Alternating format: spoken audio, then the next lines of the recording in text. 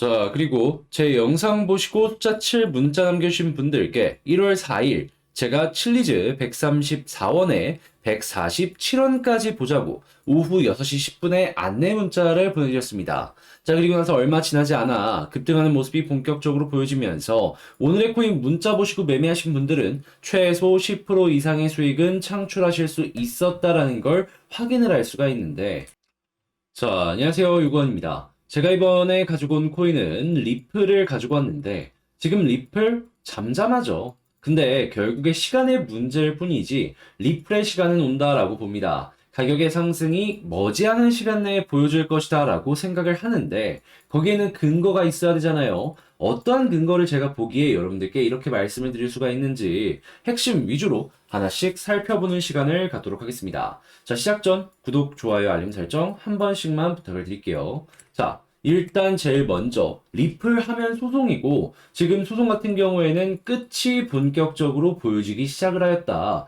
이렇게 볼 수도 있죠. 그렇기에 자연스럽게 현재 어떠한 일들이 이뤄지고 있는지에 대해서도 시장의 관심이 집중되고 있는 걸 확인을 할 수가 있습니다. 자, 그런데 이러한 소송이 진행되고 있는 상황에서 머니그램에서 법원에 리플과 SEC 관련된 소송에서 일부 자료의 비공개를 요청을 했습니다. 시장에 공개되지 않게 부탁을 한다라고 요청을 한 것인데, 어떤 내용이 있는지 조금 디테일하게 한번 살펴봤더니, 일단 이 머니그램 같은 경우에는 이 리플 쪽에 유리한 발언을 꾸준하게 진행을 했었습니다. 그런데 리플의 승소에 최대한 많은 도움을 주기 위해서 이 제출된 자료 중 일부에는 사업 기밀과 직원들의 신상 정보가 포함될 정도였다라고 합니다. 그렇다는 얘기는, 머니그램은 리플의 승소를 위해서 회사의 모든 걸 걸 정도로 필사적으로 도움을 주려고 했었구나, 이러한 부분이 있었다라는 걸 알 수가 있었고, 아미쿠스 브리프에는 머니그램 말고도 다양한 기업들이 있었다라는 걸 생각을 하면은 이런 정도의 중요한 자료들이 하나가 아니라 다수가 제출이 되었구나라는 걸 얼핏 예상을 하면서 볼 수가 있다라는 겁니다. 그러다 보니까 자연스럽게 리플에게 소송에 유리한 우위의 흐름이 만들어지기 시작을 했다라는 것이고, 그렇기에 이 리플이 SEC를 강하게 비판을 할 수 있는 이런 내용들이 나올 수 있다라는 걸 확인을 할 수가 있었던 것이죠.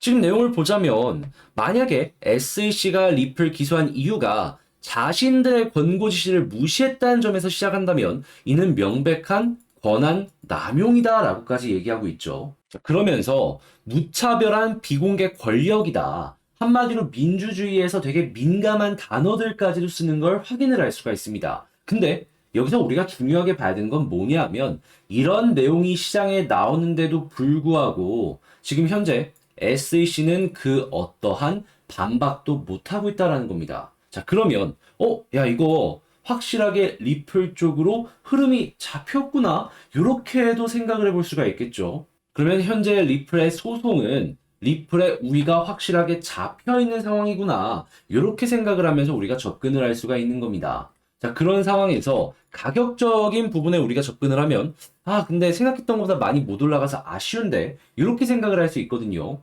그래도 영상 초반에 결국에 시간 문제일 뿐이다 라고 말씀을 드린 이유가 뭐냐면은, 이렇게 소송 관련된 좋은 내용이 나오는 건 물론이거니와 최근에 여러 가지 흐름을 보잖아요. 그러면 거래량의 평균이 올라간 걸 확인할 수 있습니다. 뭔 소리냐? 누군가는 매수하고 있다라는 거예요.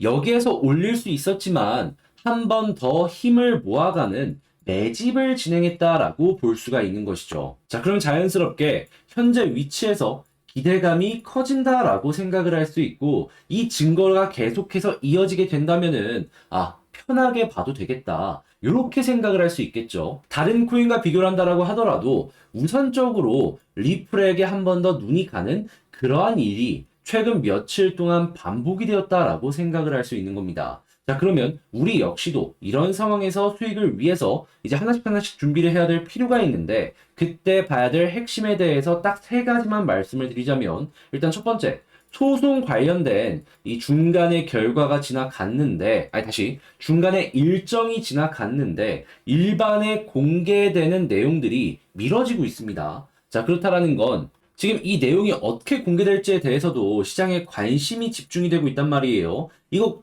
공개된다면 가격에도 분명히 영향을 줄 겁니다. 자, 그렇기 때문에 속보 나오는 것들이 있다면 바로바로 이 부분 해석해서 이제 대응을 시켜야 될 필요가 있겠고, 두 번째 같은 경우에는 말씀드렸다시피 매집이 계속 진행이 되고 있습니다. 근데 거래량이 이렇게 증가했다는 건 고래가 컨트롤하고 있다는 것이거든요. 자, 그러면 고래가 홀딩하는지 추가 매수는 안 하는지 여기에 집중해서 봐야 될 필요가 있겠고요. 마지막으로 지금 저항을 못 뚫고 그 아래서 매집하고 있거든요. 자, 그렇기 때문에 이 저항을 뚫었을 때 특정 시그널들을 보여주는지, 여기에 고래가 붙어주는지, 아니면 여기서 방향 자체를 돌리기 위해서 시간을 조금 줄지, 이런 걸 여러 가지 방면으로 해가지고 리플에 대해서 접근을 해야 될 필요가 있겠습니다. 그렇게 차트까지 해서 요 세 가지를 집중해서 봐야 될 필요가 있다라는 것이죠. 자, 근데 아무래도 이렇게 말씀을 드린다라고 하더라도 복합적으로 봐야 되고 시간적인 여유가 조금 힘들기 때문에 어렵다라고 하실 수 있어요. 그래서 저 역시 이 부분 말로만 끝내는 게 아니라 여러분들께 실질적인 도움이 되기 위해서 카톡 단톡방을 통해 가지고 제가 보고 있는 내용, 실시간 내용 공유해 드리도록 하고요.